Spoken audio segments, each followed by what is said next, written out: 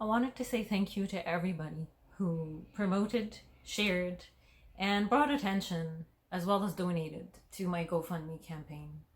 I am humbled by the kindness and the generosity that I am seeing. Within 48 hours, I believe we reached half the amount.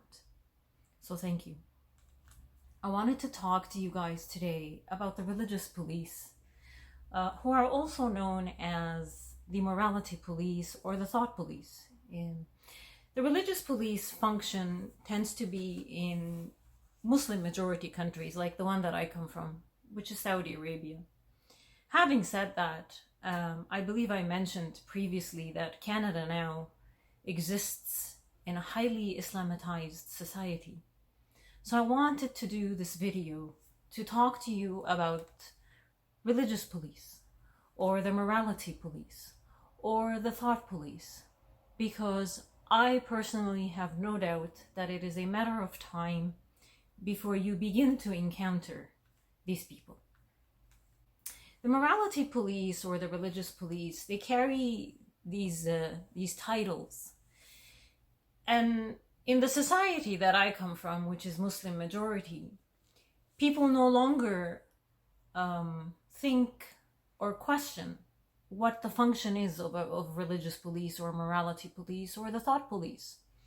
They also don't question the title that these people give themselves, because it has become so normalized and so we fear these people that we no longer question anything about the morality police or the religious police. For the most part, the religious police in Muslim majority countries are thugs. They are actually illiterate. They're where I come from, they're high school dropouts and criminals who end up going to Saudi jail, where they get radicalized in these jails. So the minute they come out, the easiest method for them to make money is to join the religious police task force, who are in more ways than one nothing but legal terrorists that are funded by people like Al Saud to keep the population under control. These creatures, they have a special disdain for women and girls, and they do tend to seek us out when they go out patrolling. Some of the worst times where the religious authorities increase their assaults on women and girls, especially in the form of abduction or beating us in public, is during Ramadan, by the way, the holy month. I can actually tell you endless stories about how these criminals are given the upper hand in society where I come from. They do as they please in society as well as to people. They raid shops, like the Islamic attire selling stores where I come from. They are frequently raided by the morality police, and they don't just raid the shop, they raid the shop and then they deem everything that the store is carrying, the merchandise, as un-Islamic, so they end up confiscating everything. And the shop owners can never, there's no legal outlet. They can't go and seek financial compensation for the merchandise that they were not able to sell and they lost. So they take the financial burden, which is usually quite brutal, and they shut up. In fact, most of the time, the store owners are quite happy because they were spared their life and jail time by the religious police. So this is open thuggery. Consider reading a book by William Sampson. It's titled Confessions of an Innocent Man. William Sampson is a British Canadian.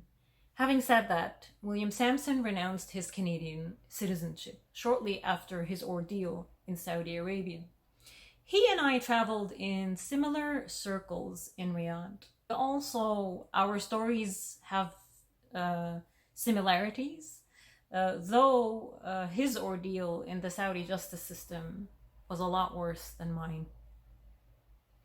But this book of his, Confessions of an Innocent Man, echoes some of the realities that you will hear me speak and you have heard me speak about, and it can definitely confirm them for you. Saudi Arabia has an interesting, bizarre, underground party scene that a lot of people actually do know about. But these people tend to avoid this party scene because the risks that are associated with it are just not worth it. I personally didn't care, so I made sure to find out about the underground party scene and by getting invited.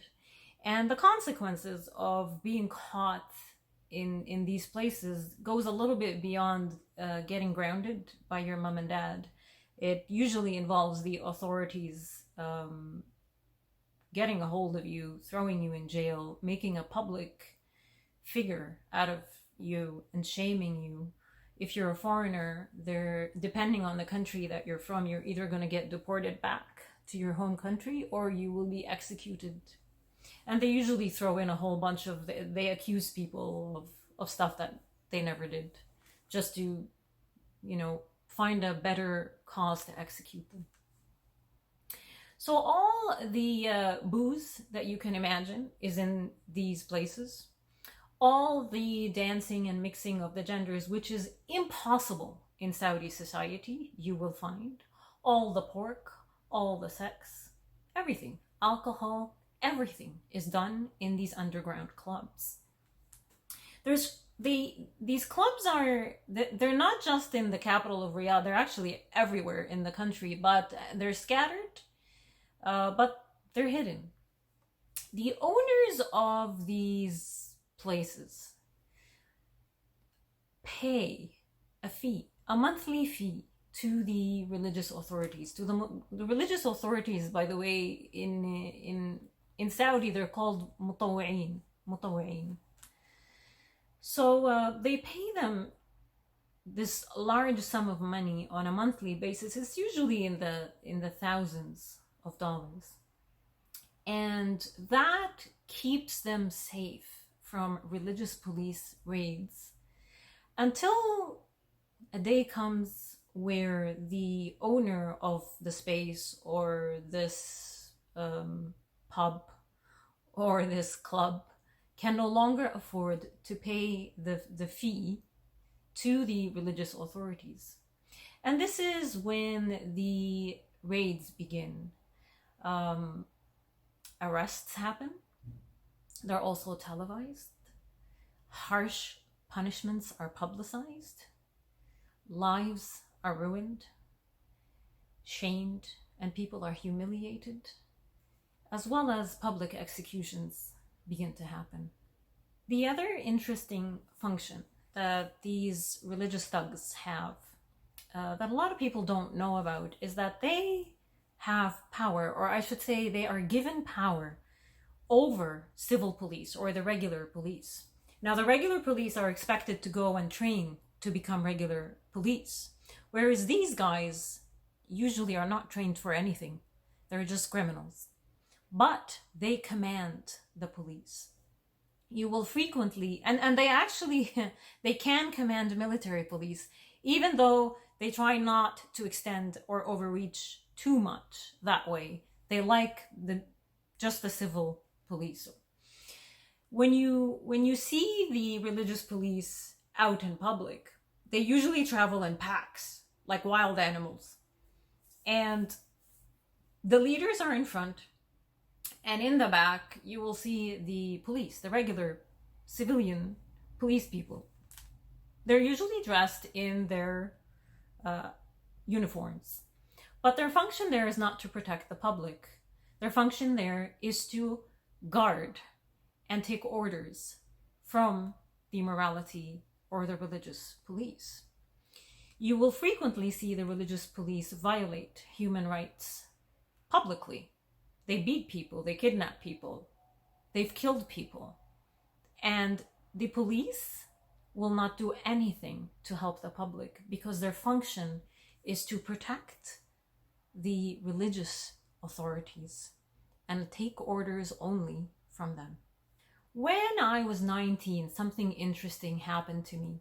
When I was 19, I wanted to drive. So I'd asked my driver to take me to the outskirts of Riyadh, desert area. Not a whole lot of people there.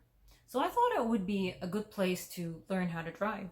So he started teaching me how to drive, and sure enough, within an hour, religious police saw us and arrested me. The interesting thing about the two religious police people that arrested me was that they were different. At that point, I was aware of the normal interaction of religious police with women. They treat us with hate, with disdain. They want nothing to do with us. The minute they see a woman, they either beat her physically or shoo her, like make sure that she disappears out of their eyesight after they scare the bejesus out of her. These two men were not that way. They were different. They weren't angry with me. They didn't hate me. If anything, they wanted to play. In a very power abusive manner, mind you, but they said to me that should I accept to take their telephone numbers and be willing to go out with them, that they would let me go, they would release me and not inform my family or the station that they belonged to. So I agreed. I said okay.